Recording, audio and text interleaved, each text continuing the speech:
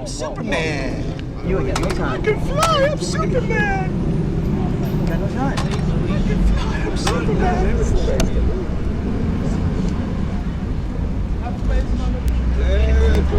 I can wait.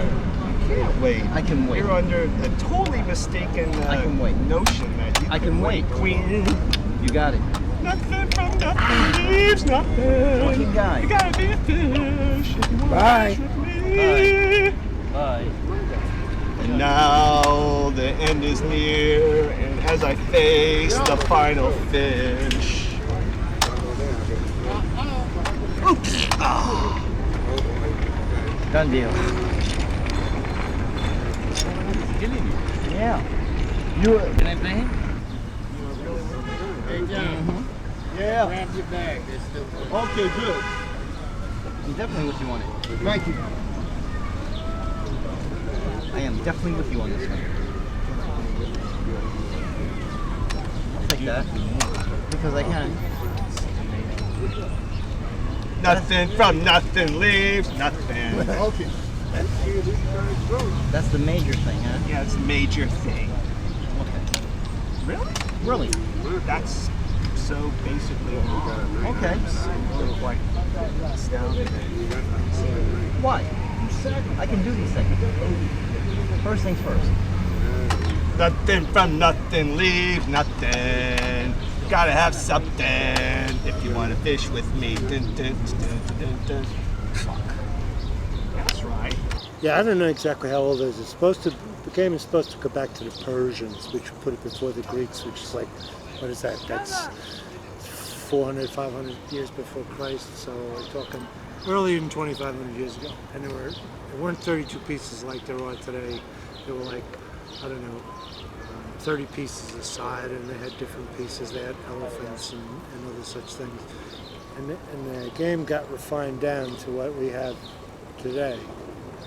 But still, what we have today, Bobby Fischer, the great American chess player from the 70s, said chess was a game where a gnat could take a drink of water and an elephant could take a bath. Whatever your level of accomplishment in the game, it's there for you. And it's just as rich for the person who has been playing for 2 weeks as it is for the person like me who's been playing for decades.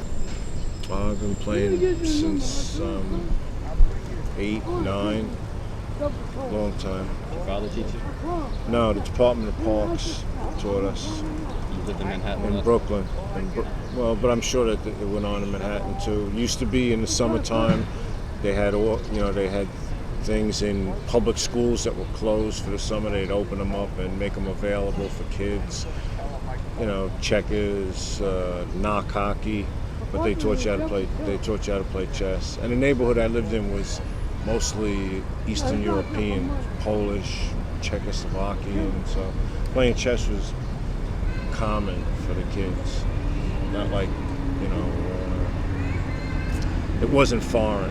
The park department taught you, and other kids learned from their families early. So that's where I learned. How long have you been playing in Tompkins Park? 7, 8 years since I moved here. Once I found them playing here, it was why go any further? There's plenty of competition here. Do you prefer this park over Washington Square because it's Oh closer? yeah, Or because it's no closer. gambling? Because it's closer. Because you don't have money isn't involved. Because you don't have to get into a argument or contest about who's going to play on the table. It's a public park. Anybody can play. Over in Washington Square, people seem to think that they own the fucking table. That's it's their table. You got to pay, win, lose, or draw. It's not. I mean, there's very good players over there. A lot of good players, But I play too much chess to be paying money to play. I'd be broke if I paid for every game I had to play. As long as I can lose for free, why am I going to pay to lose? What draws you to chess? Why do you enjoy chess? Why do you even play it? Just because it's something to do, kill the time?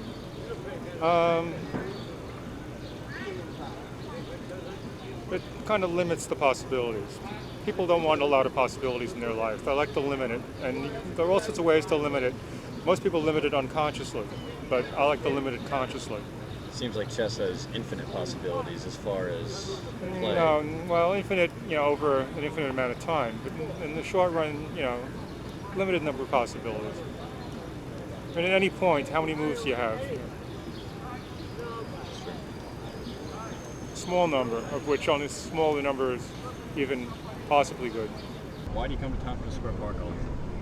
Well, basically it was an accident because one day I was going to visit my mother at Beth Israel Hospital on the bus, and I seen a bunch of people playing chess in the park.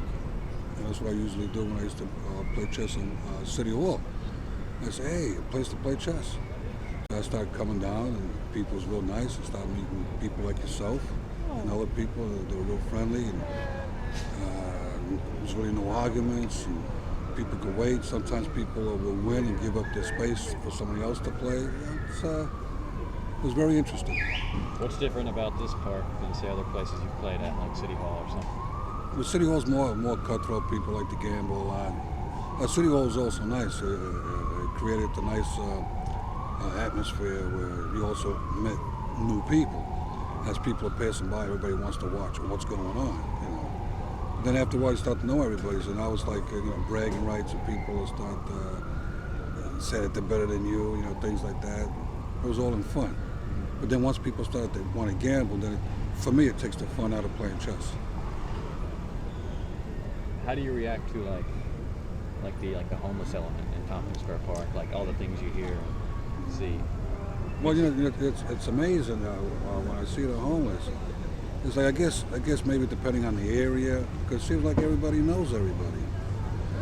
Of course, you get some crazy situations at times. Of course, it's still the drugs, but it's almost like a family type of thing. It's if you're seen often enough, even though you're a stranger, but they see you with other people that they know, you're like accepted. What's the strangest thing you've seen or heard in the park while playing chess or standing around or whatever? Playing chess, and I've seen two guys beating up on somebody. Then a guy takes out a pair of scissors and tries to stab him in the back. Did he succeed?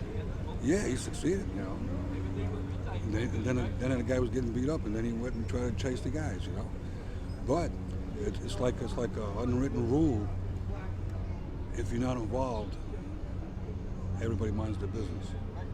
And if the cops come, it's like they didn't see anything. I like you. I like you. I don't like your method. I don't like your method. I've been playing so long that they didn't even have a three-pointer. Three-pointer, what's that? Basketball. It's a little human. They didn't have three-pointers back in the day? I played before three. So what draws you to chess? Why do you come out here all the time? I don't come here all the time, but it's a recreational, competitive, and yet unimportant, and it's just generally fun.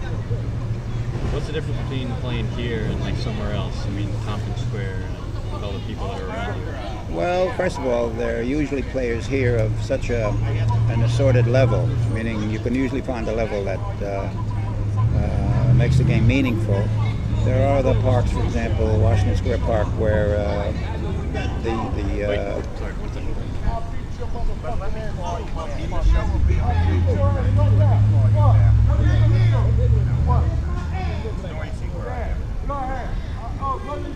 one second.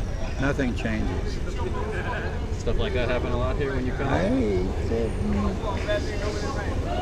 It's not unfamiliar.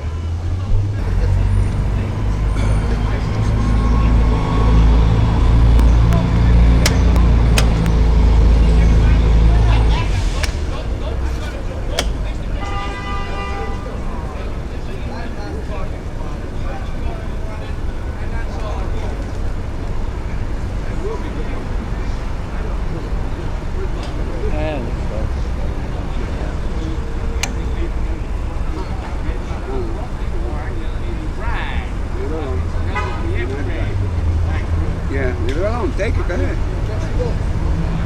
30 gone. We are in the movie. Yeah, I know. You didn't know shit. You didn't know shit. I love when he plays that shit. Got away with that crap. Boy, what about these fucking counties? Why do you only play for money, Bruno? Or you prefer to play for money?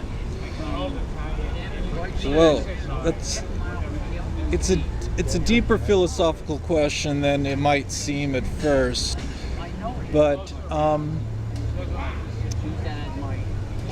there's a lot of different reasons.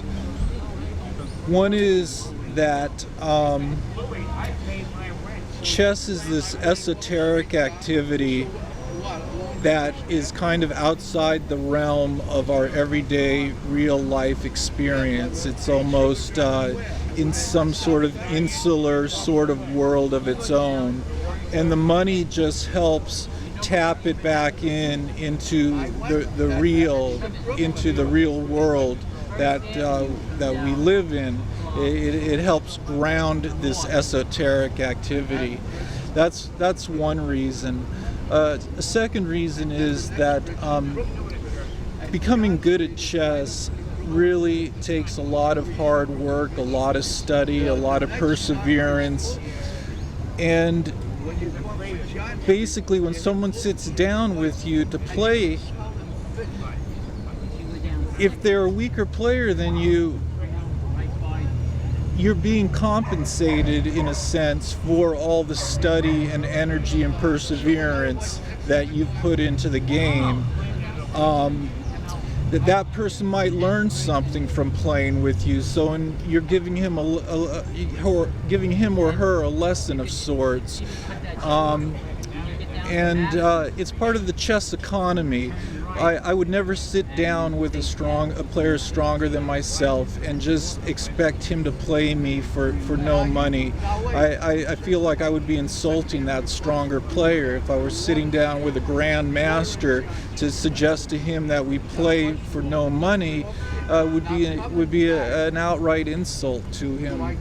I'm a chess player that does not read books, does not go to tournaments, does not look at the newspapers to try to figure out the problems, nothing like that. I learned to play chess by watching. Then once I started learning how to move the pieces, it's almost like a war. But then I started learning about the philosophy. When you sacrifice a piece and people thinking that you don't know what you're doing, well, that's good. But then if you start watching other people moving pieces, you start to learn that which pieces their strong points are. So in a war, you always want to eliminate the strong pieces to make a person weak. Give me the bishop, Chuck. We got to start all over again. Give me the bishop, Chuck. We got to start all over again. Chuck, give me the bishop. You know what I'm going to do for you? That's cute. I mean, that's cute, kid. They all gonna laugh at you. They're going to laugh at They're you? gonna laugh at you. They're going to laugh at me? They're gonna laugh at you. Besides being so close, it's the best cross section of people. Age, race, not sex, because almost everybody's a man, but all walks of life. Retired, working, no intention of working. People in different stages of sanity. Sometimes it affects their game, sometimes it doesn't. But it's a lively place. It's like playing chess and watching cable TV at the same time. It's entertainment. It's more than just chess. It's entertainment. It's kind of like so you get along with most of the people. I mean, you have conversations between chess. Play games, talk. It's a social life. It's a social life. Not many women, but They walk by, which is great. they walk by, so you got to appreciate that. Maybe they'll stop someday. That's it. No, do it. I do whatever I want to. When I said, don't fucking do it.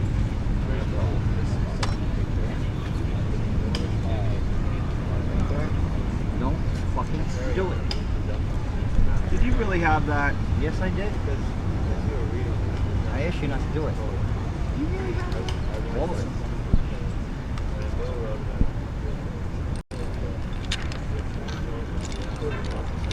Duck butter. Why do you talk shit when you play chess? Why do you say things to your opponent? Is that like a mental attack? Of course. Chess is played on many different levels. try to throw them off. If you talk shit about a certain piece, they'll neglect another piece, and then you tell, well, I mean, not so much that. When I start talking to people, I tell them exactly what I'm going to do to them, and they look at it and they see that it's possible. Their minds become scrambled, and they start making even more mistakes. So part of your strategy is to let them know what your strategy is. Exactly. That's why they say I talk a lot. And all I'm saying to them, I'm not trying to throw them off or anything. I'm just pointing out stuff. I'm pointing out weaknesses to them. And so you're willing to like help them out as you play. You're going to beat them anyway. But absolutely. You'll just be nice and help them. Absolutely. It's kind of more of a humiliation, like you beat them in the way you told them they're going to lose by. So anyone ever get pissed off when you beat them? Of course. They always say that I talk a lot and that I should shut up. I don't. Any violence ever come out of that? Of course not. I mean, people that play chess usually aren't violent. Usually. Usually meaning you've played someone who was violent? I've seen people get into physical confrontations over a chess game with no money involved. And I thought it was really sad because to me, basically chess is just a game. And as much as I enjoy winning, I don't care if I lose. It doesn't mean anything to me. Unless I'm playing for money. Then it means something to me, and usually I play very, very strongly then. How much money do you usually play for? Anywhere from $1 to $50. You played $50 a game before? Per game, yes. And of course I didn't lose. It was too much money. But who would play you? I mean, someone who thought they could win. Obviously. There used to be people that came from Washington Square Park. They would go like, "Oh, this guy, I'm not playing him." You know? Does they know about you? Yeah, I came from Washington Square Park. I used to hustle the hustlers in Washington Square Park. How much money would you make off that? Oh, $100, $200 a day. Playing what, 3 for 1, 2 for 5? It's kind of the standard out there. Oh, they start out playing this like little $2 shit, and after I dug in their pockets for a little bit, then they want to go to 5, then to 10, and then to $20 a game. And when they finally got it that they weren't going to win, that'd be into them. Then I go to the next person. There's this other debate that whether chess is a science or an art. That is, whether it's ultimately mathematical and you can calculate it down to the end, which I think is unlikely. And I don't think it's an art either, because, well, it's a complicated thing, but there's not enough creativity involved, it seems to me. But that's what the snobs argue about, whether it's a science or an art. And to me, it's a game. So if you find somebody you're competitive with, and you enjoy. I don't necessarily like playing for big money. $2, $3 a game is where my comfort level is, but it's just a little something. And then there's a whole thing too. Once you're playing for money, is this is especially on the west side at Washington Square Park. You start negotiating for the time odds. So, they'll play you 5 minutes to 2 minutes or 5 minutes to 3 minutes, and then it gets adjusted. Like the best player there, I finally sat down with him and played. Usually I've never really wanted to sit down with him and play because he was kind of too strong a player and I felt like I was just going to get crushed. But Russian Paul, he's got these tattoos going up and down his arm. 2 days ago. He's a strong player. I definitely know players who are stronger than him and who cut through him like a hot knife through butter. But he, as far as the park is concerned, he's the strongest player in the park and probably has been for the last 10, 15 years. But I played him yesterday. He spotted me 3 minutes to 1 minute. First we started 5 minutes to 1 minute and a half. Then he said 3 minutes to 1 minute. So we're just moving pieces like crazy. We're barely able to look at the position. And if someone were to ask, how can you play chess like that? It's difficult to answer because you're just moving the pieces around as fast as you can, hoping you're not hanging a piece. And it makes for a lot of excitement and a lot of fun. And I actually got a couple games off him yesterday, so I went home happy. I ended up, having to pay him $5 or $10, but in our session, I won 2 or 3 games, and that's a moral victory for me. And it's worth the $5 to have taken a game or 2 off the guy. But entertainment-wise, it's never boring. It's never boring. I've heard things here that I've never heard before. Probably will never hear again. But as long as you got a sense of humor, you gotta love playing here. You gotta love playing here. It's none of that quiet, I can't be distracted kind of shit. If you can't play under these circumstances, then I guess you won't come back. But if you enjoy playing under these circumstances, then you see the same people here year after year. They can't wait for the season to open. As soon as it gets nice out, they like it. They like it. It's like theater. MC Jeffrey in the house.